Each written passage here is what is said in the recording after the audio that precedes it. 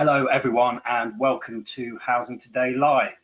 My name is Carl Brown, I'm the Assistant Editor of Housing Today and I'm chairing this session today which is titled Private versus Social Housing Sector Challenges to Decarbonising the UK's Housing Stock.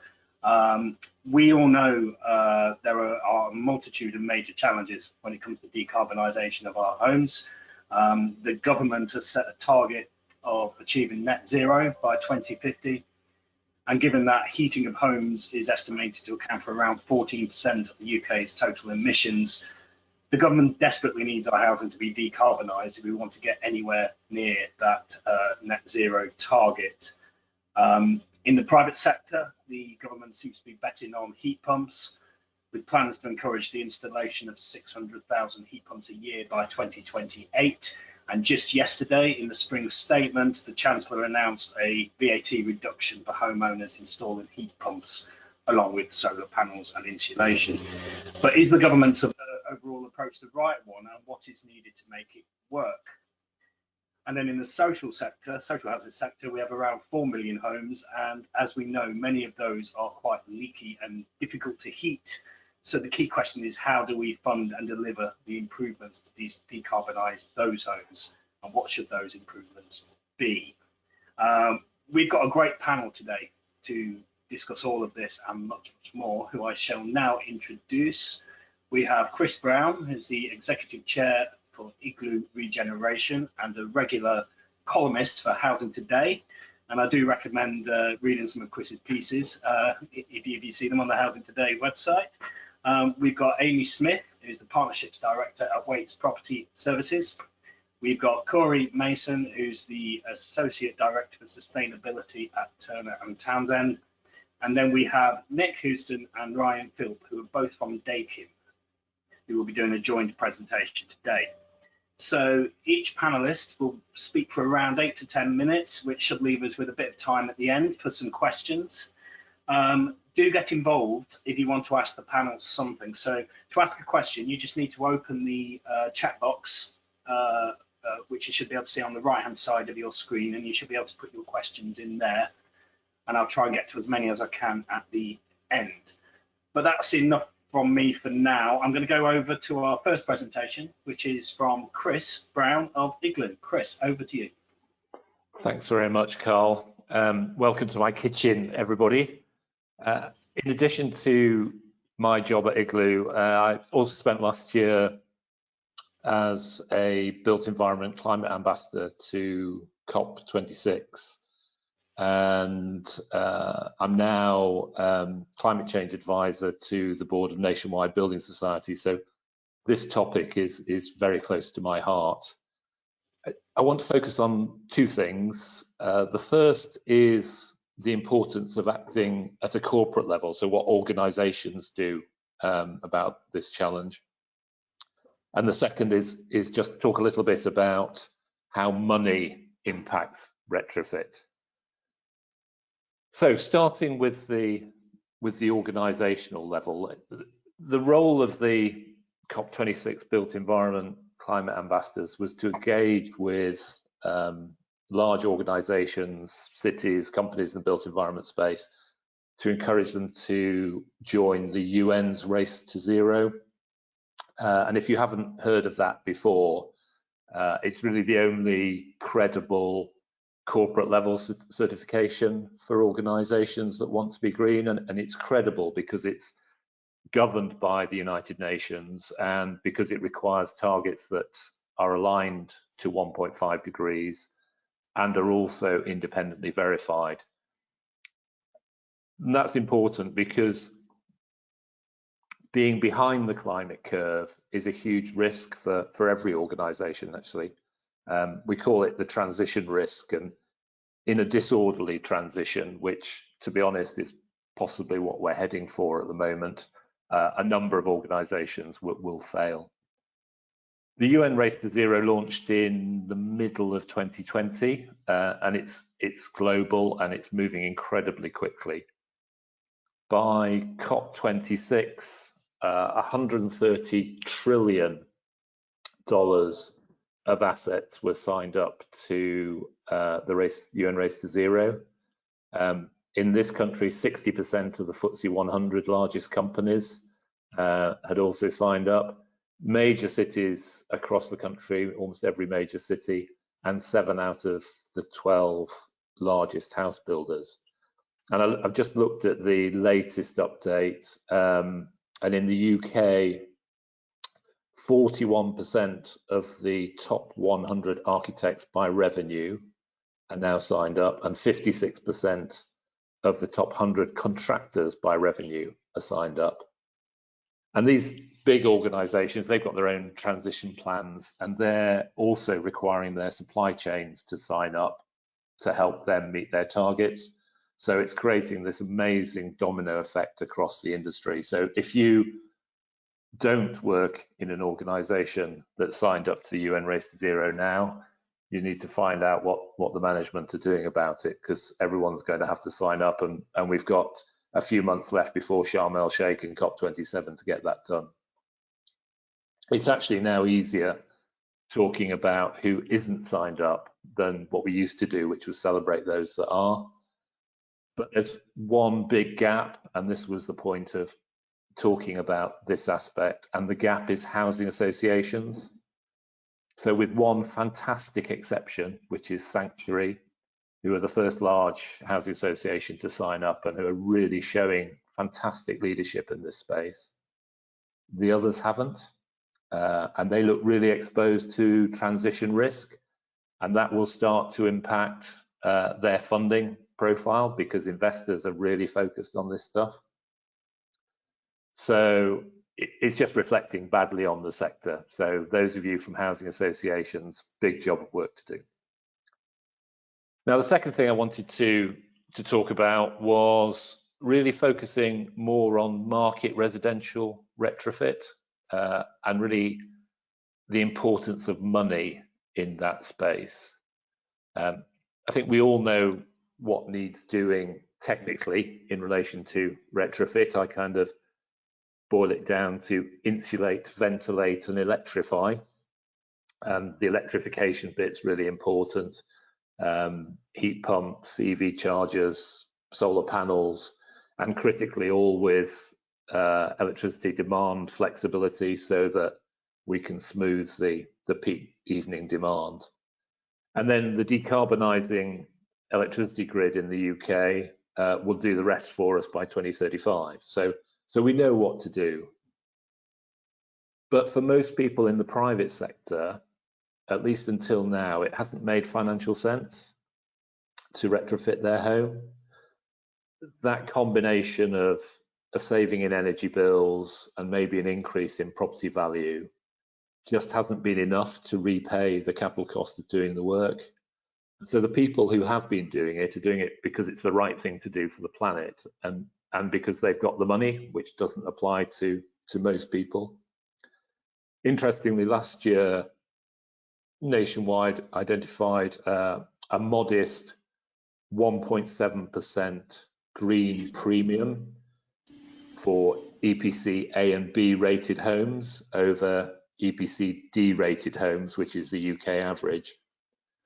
And they also identified a 3.5% brown discount. So that's for F and G rated homes compared to the EPC D average again. Now, I expect both of those, both the green premium and the brown discount, to grow, and you won't be surprised to hear that increasing energy costs will probably be the main driver of that. Buyer attitudes are definitely changing. Being eco-friendly is now coming up as probably usually the second most important criterion for people buying a new home. At least that the latest HBF survey from last week had some interesting data on that. And government's also helping. So governments are creating various nudges. Green mortgages is one that's coming along. Now, if you've got an A or B rated home, you can pay less for your mortgage, which is nice, but the numbers are still quite small. Clearly, we've got things like grants for heat pumps, although one or two of my fellow presenters, I guess, might mention the gap that's appeared between the end of this month towards the end of May when those grants will come through. But there's a big missing piece in the government's green 10-point plan, which is grants for insulation, and it's extraordinary that bit is missing at the moment. But at least the Chancellor did extend the VAT reductions for energy saving materials in homes in his spring statement yesterday. So it's only small, but it's definitely welcome, and it sends a good signal to the market. Sometimes these nudges are quite powerful just as signals. And then there's some things that are going to come in which are probably more of a shove than a nudge. So already minimum energy efficiency standards for buy-to-let landlords are causing change in F&G rated homes. So we're seeing landlords selling those off, or in a few cases putting them on the register as substandard homes. And I suspect that's one of the drivers for the brown discount at that end of the market. And we're going to have a decent home standard 2 shortly, which is going to apply to buy-to-let landlords as well. And that's going to be quite a big stick, I think. So the green premium and the brown discount on house prices are going to continue to grow. And I think it's quite possible, and this is something for all of us really to think about, is that the market could move very suddenly. Energy price shocks can do this. Norway's an interesting example. In the noughties, they were not unlike us. Very few annual heat pump installations, for example. And so they went from around about 0, not much above 0 heat pumps in Norway, to 60% of their homes now have heat pumps over about 15 years. And today in Norway, 98% of new domestic heating systems are heat pumps. So that's the possibility. You know, we could replicate that. This is not a thing that's out of the realm of possibility. So to conclude, the world is changing fast, but not yet fast enough. Organisations of all shapes and sizes, apart from housing associations, are committing to the UN Race to Zero. And market forces are slowly but surely building a green premium and a brown discount in market housing. And my view is that's probably going to start driving retrofit sooner rather than later. Thanks very much. Back to you, Carl. Okay, thanks a lot, Chris. Really interesting stuff there on funding and incentives for retrofit and the importance of the Race to Zero standard. And I'd certainly like to learn a bit more about that and why housing associations don't appear to be signing up to it.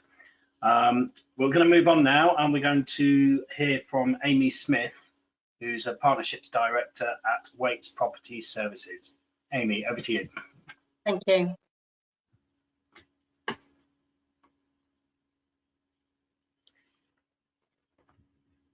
Right, good afternoon, everyone. So yes, I'm the Partnership Director for Waits Property Services, and last year I led our team to develop our net zero carbon solution for our social landlord customers. Waits Living Space, we deliver strategic asset management solutions, including planned and responsive maintenance, fire safety, and retrofit works for around 50 social housing providers across the UK. So in relation to that, our retrofit experience, well, currently we have 17 retrofit projects across the UK working to the PAS 2035 specification. Of those projects, we're delivering energy efficiency measures to over 2,500 homes, with a total project value of £43 million. And in relation to funding, 14 of those 17 projects secured external funding, as listed there. So the Local Authority Delivery Fund, Social Housing Demonstrator Fund, And recently we just secured 6 social housing decarbonisation funds from Wave 1. So working with our social housing customers, we bid and secured 6 projects equaling £10 million worth of funding. And we are working with a lot more customers, mobilising for Wave 2 bids. And finally, we've got 1 European Regional Development Fund. And at the bottom there, you can see a spread of our customers who we are working with on retrofit works across the country. So my first point, the first and most important lesson for me is around the PAS 2035 specification. And I think it's critical that our sector gets a thorough understanding of PAS 2035, because it's a fundamental change to the way works are procured, designed and managed. Secondly, there needs to be an acceptance that a compliance framework is required, and we only have to look at the disrepair issues in the industry, particularly around damp and mould, to see evidence of this. PAS 2035 is necessarily complex, and we shouldn't underestimate the amount of work involved in it. And because of that, we partner with experts. For example, Energy Specifics is one of our providers. We work together to the PAS 2035 specification. And we also have a PAS 2030 accredited supply chain, which is essential for delivering these works at scale across the country. And we need a lot more PAS 2030 suppliers and installers out there.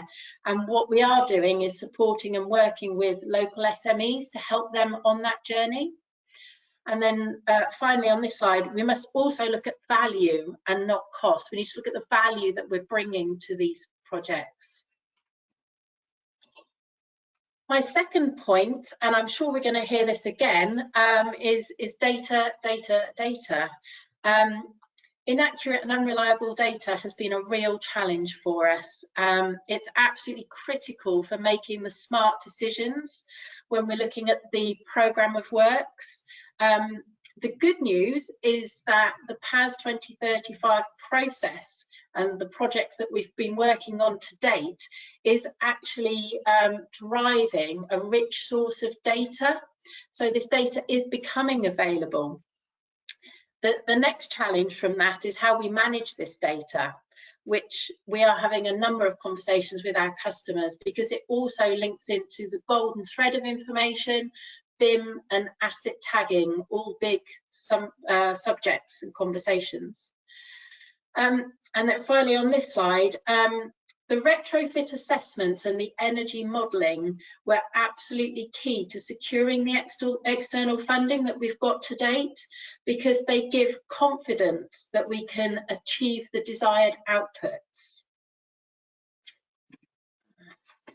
Right. Yes, the importance of resident engagement, we just can't stress that enough.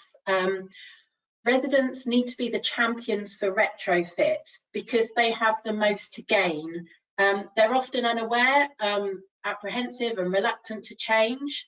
But what we have found, working closely with TPAS, who recently ran a campaign with a focus around fuel poverty, and that was far less successful than a campaign around healthy homes.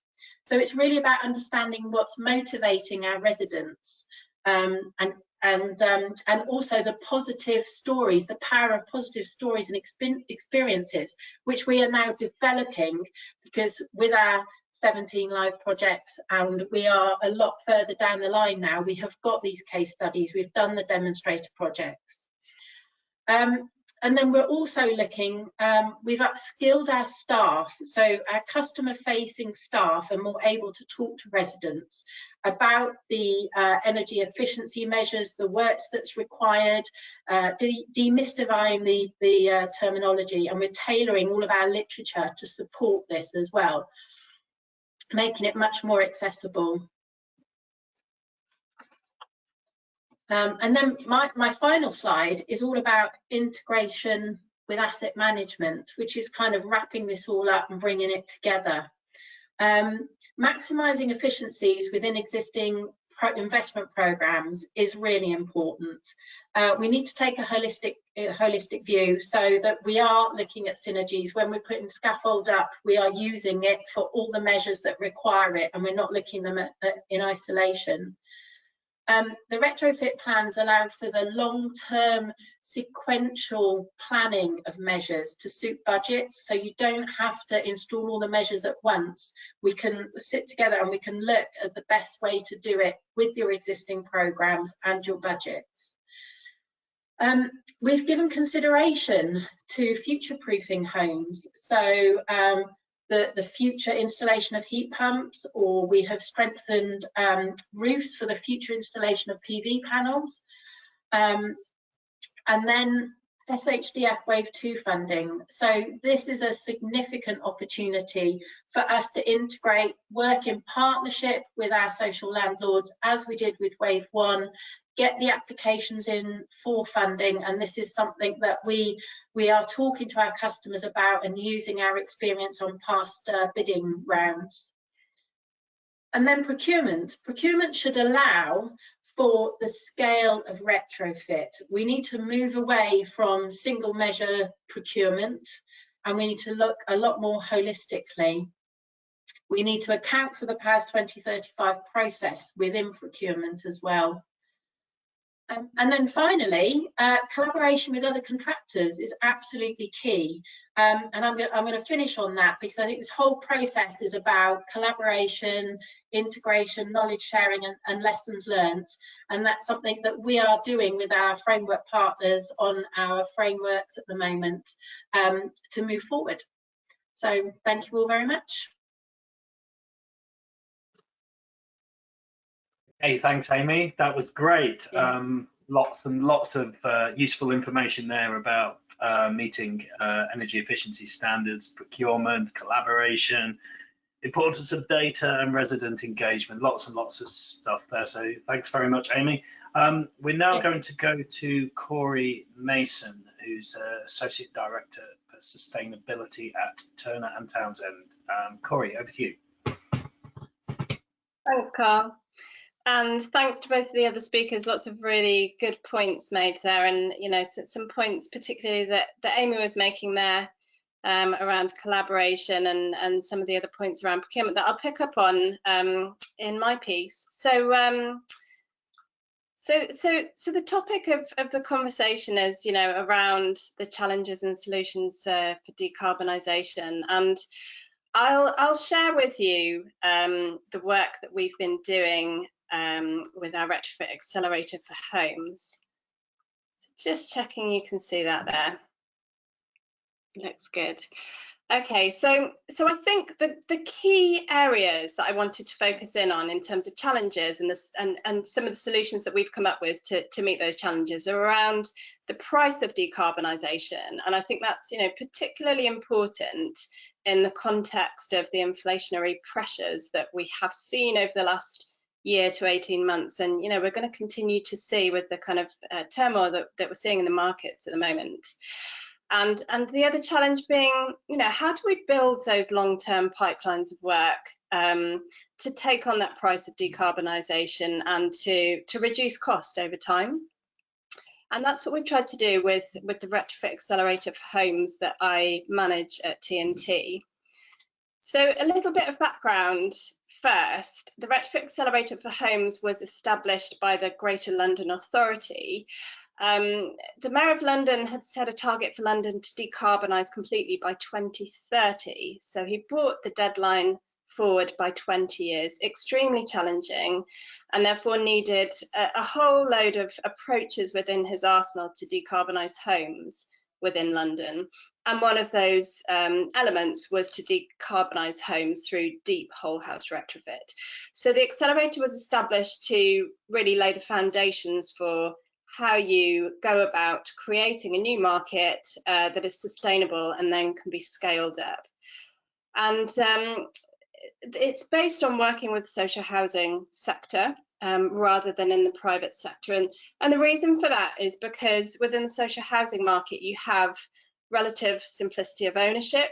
You've got large amounts of homogenous stock, so homogenous archetypes, and access to funding, both social housing providers' own funding, but also government grant, which we've seen come through in the last year or two, which has been fantastic. But also, more importantly, as social housing providers, particularly local authorities, also have a mandate to reduce emissions in the same way that the Mayor does for London.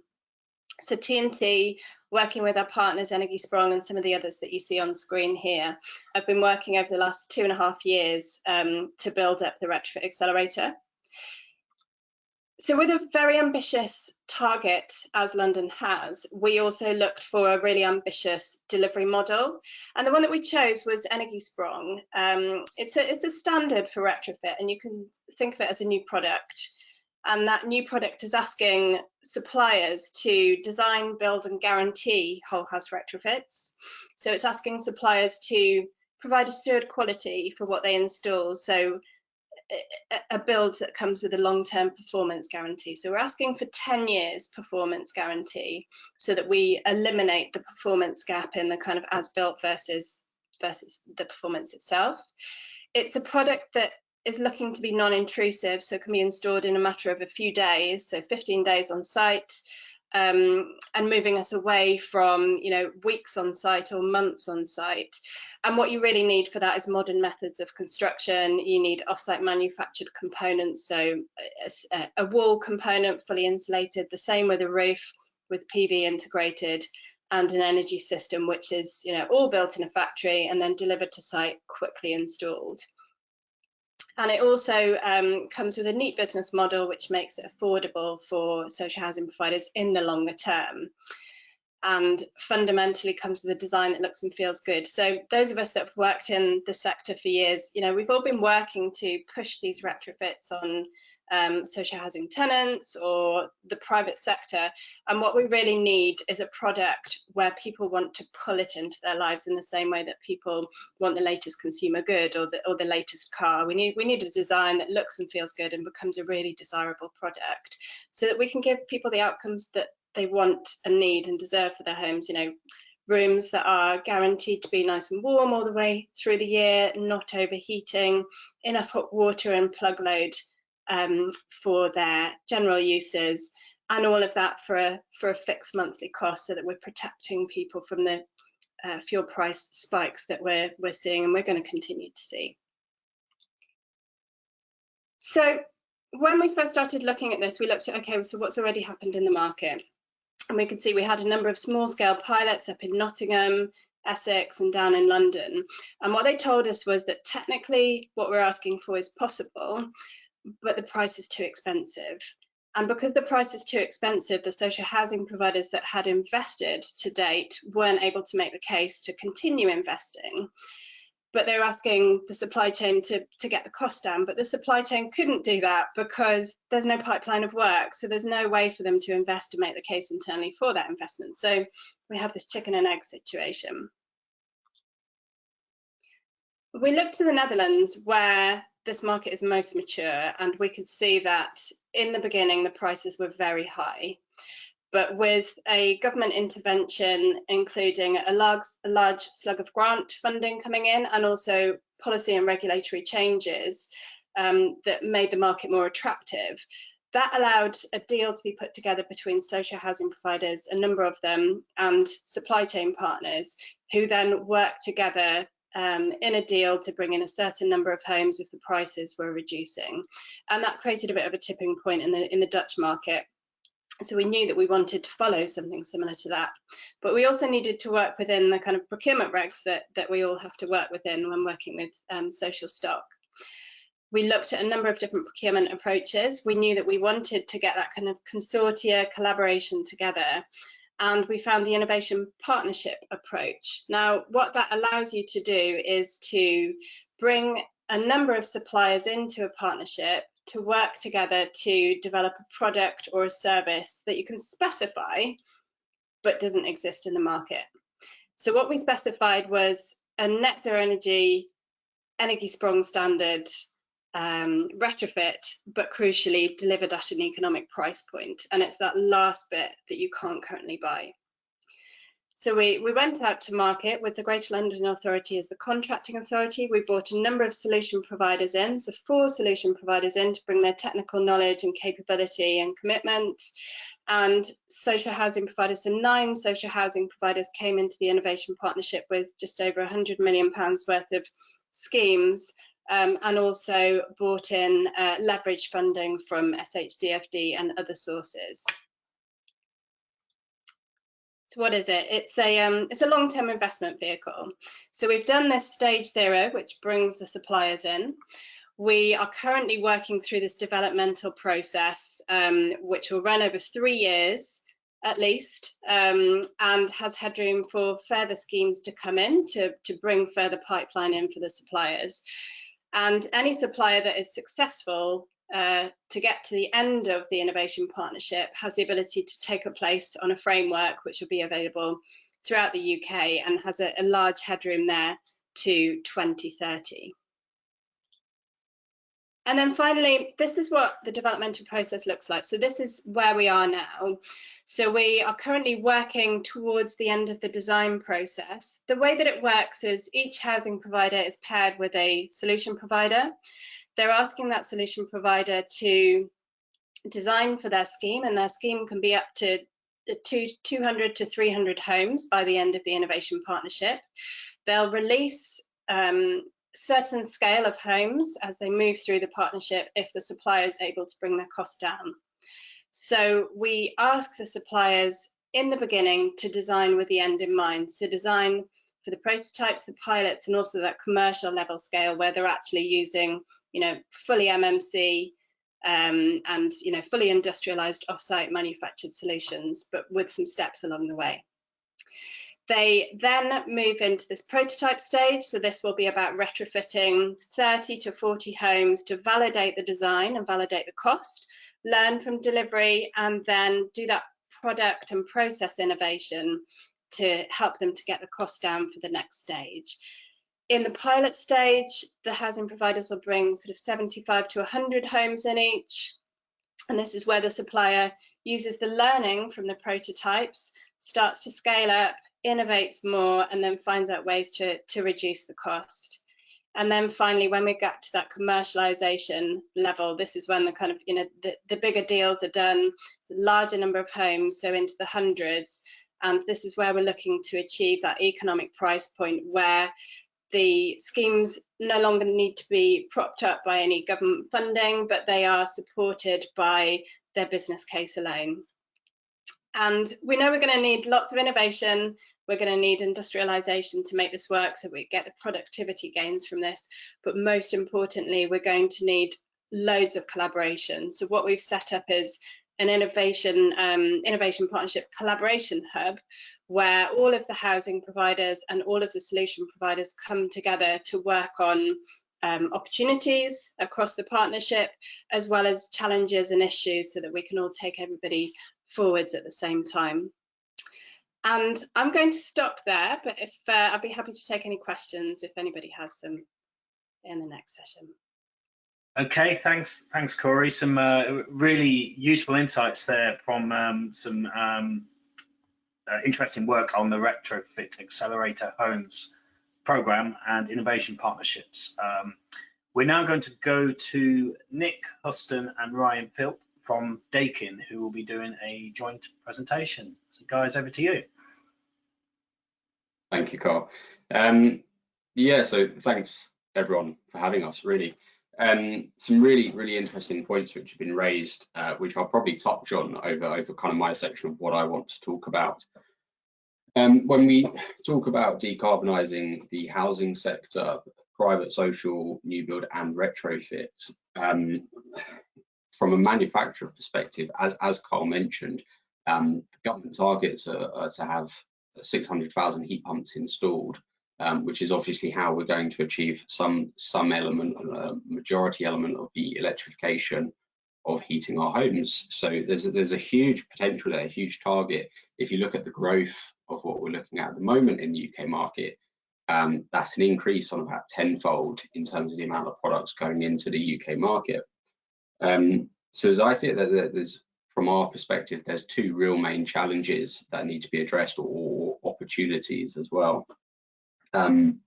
One being, as Amy mentioned earlier, the kind of resident engagement. There was a research study done by Delta EE just a year ago, just kind of, well, at the start of the pandemic even, which highlighted that in the UK, less than 3 out of 10 homeowners were aware about heat pump technology, which is shockingly low. And as Chris had mentioned, if you compare kind of what we're looking to achieve to what's been done in other countries across Europe, Norway are really great shining example, because as highlighted, they went from having 10,000 heat pumps installed in just 2005 up to now over 1.4 million, so 60% plus of their housing stock. But the need here is for the residents and homeowners to understand that their current heating systems are, fossil fuel heavy, and contribute massively to greenhouse gases from the UK, so kind of 20% in that region, but also about understanding what technology is available. So when we look at kind of the opportunity there, the next challenge is looking at the kind of the skilled workforce in terms of what's available. At the moment, the UK market is the biggest out of the larger countries in Europe. It's the biggest gas boiler market. So at the moment, we're installing about 1.7 million boilers per year, which is monumental, especially if you compare that just to the 600,000 that we're hoping to install with heat pumps. But those boilers have been installed by about 150 odd thousand plumbing and heating engineers.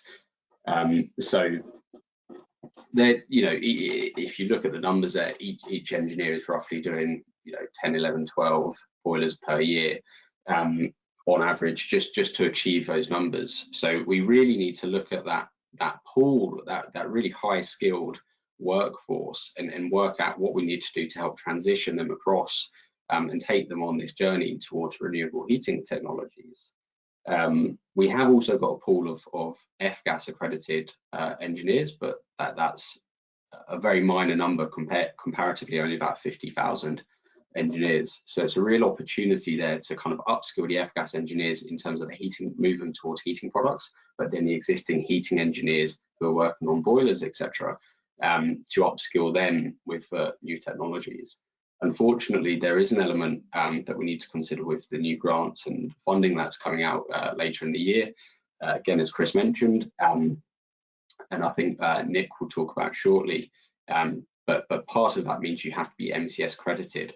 So it's not just training them on the products, but making sure they've got the correct qualifications. It is worth highlighting a real opportunity I see within that sector is that there's roughly only about 12% of these engineers, of these installers, plumbers, heating engineers, etc. Only 12% in the UK is estimated at are female. So as we try to upskill, retrain, and grow that high skilled occupation level, it's a real opportunity for us as a country, society, industry to get a more diverse workforce and try to remove any barriers that exist, so it doesn't remain to just be a very male dominated industry. So there's a real opportunity there to kind of improve on the social aspect as well as the environmental kind of move towards renewables. Something that we're doing as business to try to help with this, with kind of upskilling engineers and moving across, and also raising awareness in the public sphere, is we've set up a network of, we call them sustainable home centres. So throughout the pandemic actually, so in less than 2 years, we've opened up the equivalent of about 30 independent centres, and these are kind of showrooms and training centres. And part of that network means that we're able to train many more engineers in person and virtually. So I think Daikin individually, so directly through our business, we trained over 1,000 plus engineers this year to date.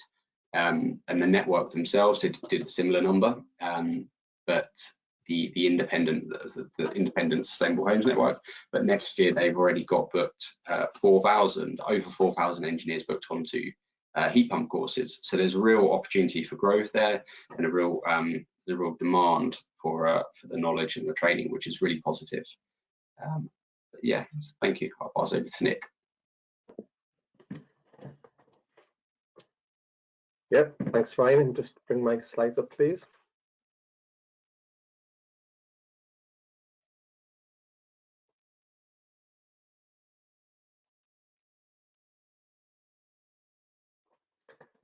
Not sure if you can see my slides or not, but yeah, I mean, the three sort of things I was going to talk about was the challenges, the opportunities, and the support that we can offer. So obviously got a lot of challenges at the moment with regards to meeting net zero. We're in the middle of an energy crisis as well. So we've got decarbonisation, net zero, and fuel poverty and energy to try and deal with all at the same time. I think in terms of opportunities, heat pumps are certainly very much a solution at the moment. It's designed and installed right, it can very much be a good solution that can reduce energy bills, certainly in off-gas solutions. That makes slides go up, yeah.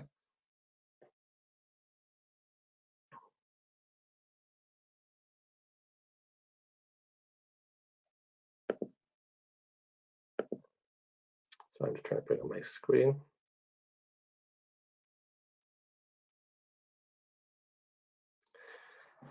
Yeah, just while that's happening in the background. Yeah, just again a bit on sort of the opportunity really, because heat pumps can very much save energy on fuel bills. We do a lot of support in terms of making sure they're designed and installed right. And we get asked a lot of questions about, are heat pumps efficient to run and cheap to run when you're taking out maybe electric storage heaters or oil systems or indeed gas boilers, and they very much are. Certainly going from off-gas heating systems to heat pumps can bring considerable savings. But even on gas boilers, I think the new price cap, electricity is about 4 times more expensive than gas, but heat pumps are close to 4 times more efficient. So you can almost see the balance there between gas and electricity is getting closer, which means that heat pumps are almost comparable to gas boilers in terms of running costs. And just on support, really, the sort of key bit is that as a manufacturer, we don't just sell heat pumps these days, we're very much a key delivery partner.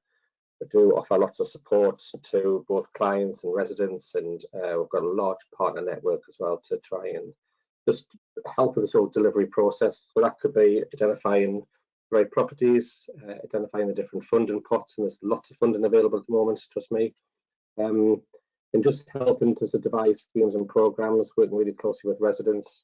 Ryan touched on the sustainable home centres we've got, which are sort of part showroom, part training facility. So we've got quite a few of those across the country we can use. And we're very much looking at working really closely with residents on the sort of education consultation process, because to try and crack the 600,000 heat pumps I've been talking about, we've really got to be able to make sure residents understand it. And we're working with a couple of partners at the moment to try and make the experience move from like a passive one, where residents are almost just part of the journey, that they're very much it's like an installer-led or manufacturer-led process.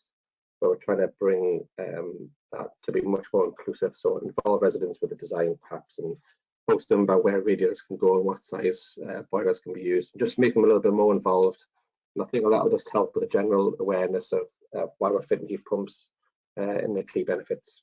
So I think there's lots of opportunities to sort of be involved in this process, to try and reduce energy bills for tenants at a time, and it's really, really important. But yeah, so again, as a manufacturer, we're just here to support anybody. So if anybody wants to work with us, and please do get in touch. But yeah, like the rest of the panel, I'm able to take some questions now.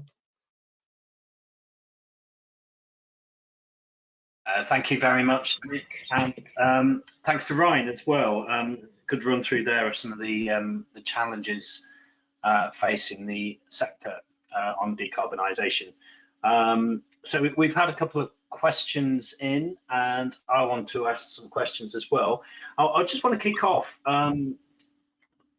with a question for Chris Brown. Just on this point, you obviously got quite a strong opinion about housing associations not signing up to the UN Race to Zero.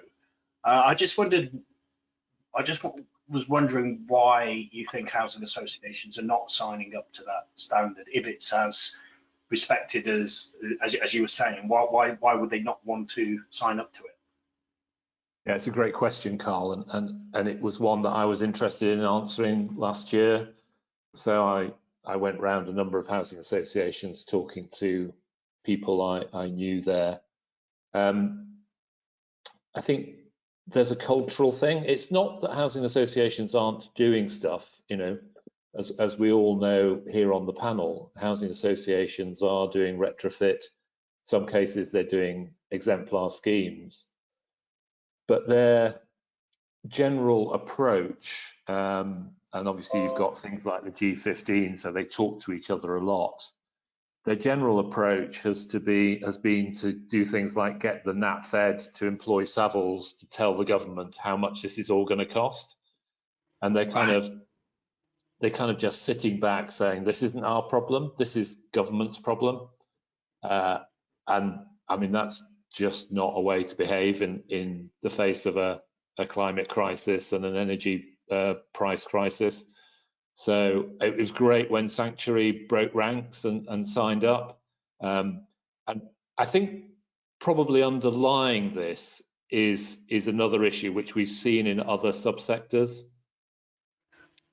There are some organisations that don't understand the difference between the carbon emissions that they can control. So that might be, for example, the gas they burn in the boilers in their offices, and the carbon emissions that they can influence but not control, which in the case of housing associations is the typically, let's say, gas boilers in the homes of their residents. And some organisations think that if they can't see a route to getting rid of those carbon emissions that they can only influence, then they won't sign up to the UN Race to Zero. And that's just a misunderstanding. Everyone knows that these are what's called Scope 3 emissions. You can only influence them, but you need to be working actively to influence them. And I suspect there's an element of that lack of understanding at board level in housing associations as well. Yeah.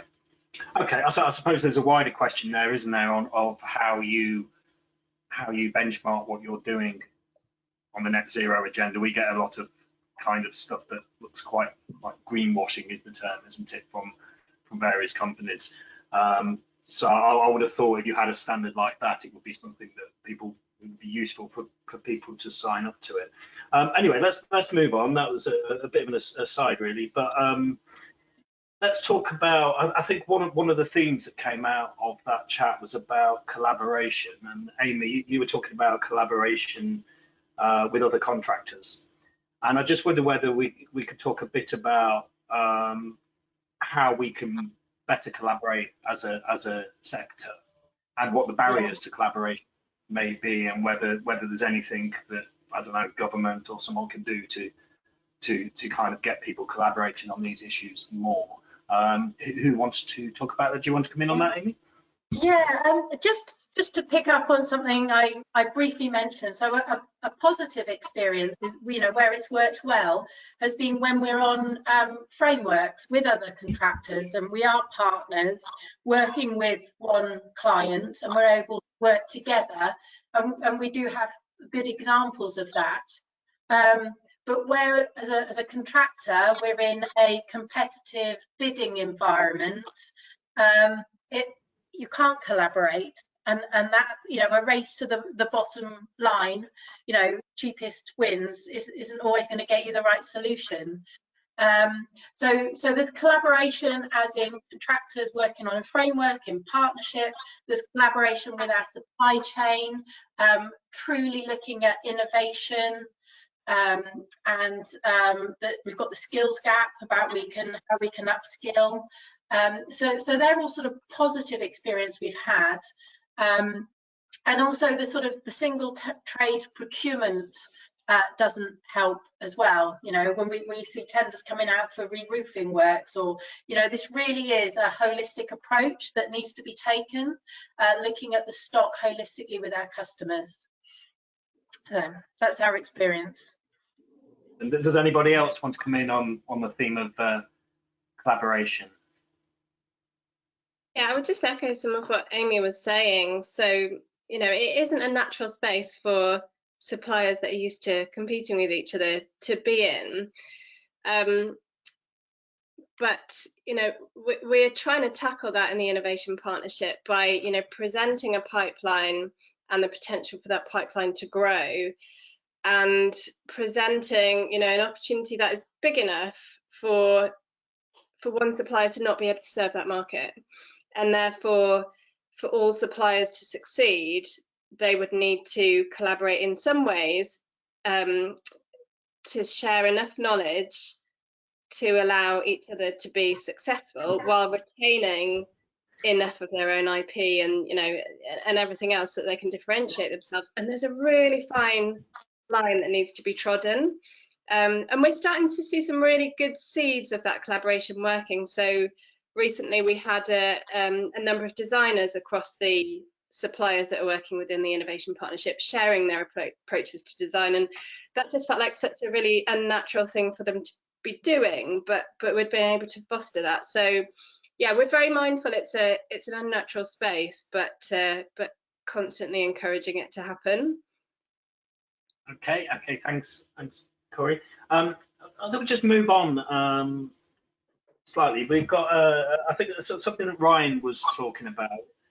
Ryan, you touched on skills, and I think Amy, you just touched on the skills gap as well. And I was wondering, to what extent do we think the skills shortage in the housing industry and the wider construction industry as well, to what extent might that sort of derail the decarbonisation agenda if we're not careful? You fancy taking that one? Yeah, Nick, do you want to go or shall I? Yeah, I can probably start and you can add in, Ryan. It's a challenge, it absolutely is. So we've got a lot of demand for heat pumps at the moment. The growth is unprecedented. We've got some huge figures to hit to get to 600,000. Simply speaking, there isn't enough installers out there. So yeah, it's a big gap. But I think like Ryan touched on, we are training a lot. I think the industry is coming together. It is collaborating. We're working with sort of universities and colleges and skill centres to help people get more trained, and we're targeting all those gas engineers out there to retrain and reskill for heat pumps. So it's a challenge, but I think everything is moving in the right direction. It's just taking a little bit of time, if we're honest. But yeah, we'll get there.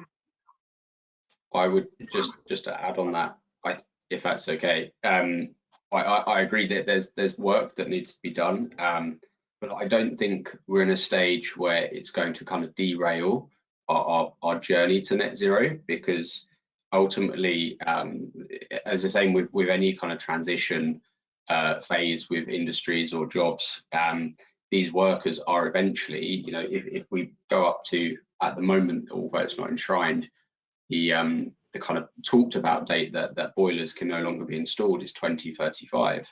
So at that point, all of these engineers who their whole livelihood and their job is built around installing boilers, they're going to have to change their kind of business model to suit. There's a really good book by Mary Robinson, who was the previous, I think, president of Ireland, about like the feminist solution to climate change, but talking about how we need to transition people who have done these kind of fossil fuel jobs towards this green economy. And there's plenty of workers out there. There's plenty of people who want to compete and innovate in this space. It's just about making sure there's as few barriers as possible, and making sure it's not like the most expensive thing for these people to transition their business. Can I just add something to that, Carl? Because the Construction Leadership Council did a really interesting kind of timeline for retrofit, and UKGBC have adopted that in the pathway to net zero for the UK. And the key to it is it starts slow. I think one of the mistakes government is in danger of making is trying to get everyone to put in heat pumps at the same time. The engineers that Ryan and Nick are talking about who are being trained, yes, they'll be trained, but they won't be experienced. So we've got to let those people gradually get up the curve, get more experience. Then they can teach other people to do it. and it'll become exponential, but the first few years it's going to be slow, which is why we've got to do this piece by piece. I really feel for the Dakin guys, because you know there's a potential tsunami coming at them. They've got to find a way of managing that somehow. Okay, thanks, Chris. I'm aware that we've only got like sort of 5 minutes left. It's gone really quickly, but I'll just try and race through. We'll try and get some brief answers, although having said that, this is quite a big question from Paul Hunter. Paul Hunter in the audience says, bearing in mind over 60% of UK housing stock is in private ownership, how do the panel see a way forward in retrofitting this sector, which has over 10 million separate clients? How's it taken that?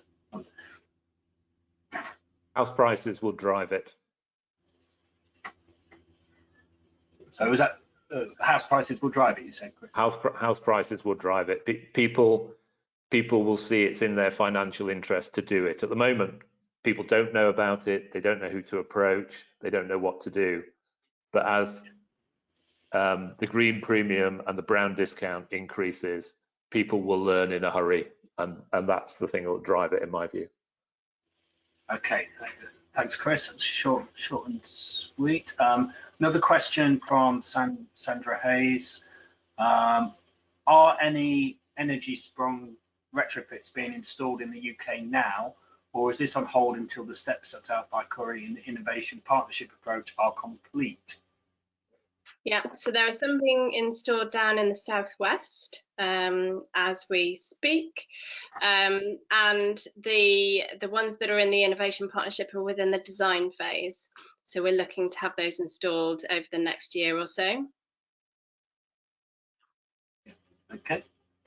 And then we've got a question from Laura Fattar, who says, might decarbonisation benefit indoor air quality? If so, could this be a way of encouraging homeowners to invest and get on board with the transition? Any thoughts on that? Go for it, Ryan. Just yes is a short answer. I think, as Chris alluded to, there's three things we need to focus on. I'm probably going to misquote you here, but kind of fabric, ventilation, and electrification. Obviously, boilers that we're currently using, aside from warming up the climate, they're producing pollutants and they're bad for the atmosphere and for everyone to breathe. Heat pumps and there are obviously other renewable heating alternatives, but heat pumps, as one example, are a clean alternative which aren't polluting the atmosphere or the air that we breathe. So you think that could be a selling point in the way that Chris was talking about how house prices driving it? You could you have that as a selling point, added value to a house potentially? Yeah, definitely. If eventually, I think quite soon we'll see on the likes of Rightmove, EPC as a filter. And if you're looking at more like commercial estates or social housing providers, maybe they're going to be looking at standards like the WELL standard, which very highly rates indoor air quality.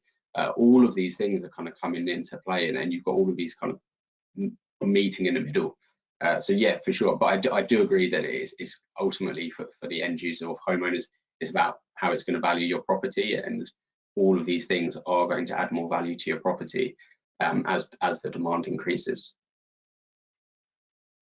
Okay, and I think that's about all we've got time for. Unfortunately, it's gone really quickly, and that brings us to not only the end of this session. This is also the end of our first ever Housing Today live, and you can re-watch this session on demand if you want to, if you missed any of it, or if you fancy watching it again. Or you can watch the other two sessions from earlier today as well. You just go to Housing Today's website and go to the events session, and you can watch them all on demand. So I'd like to say a big thank you to the panel, to Chris, Amy, Corey, Nick, and Ryan, and that's all from us. Thank you and goodbye. Thank you. Thanks, Carl.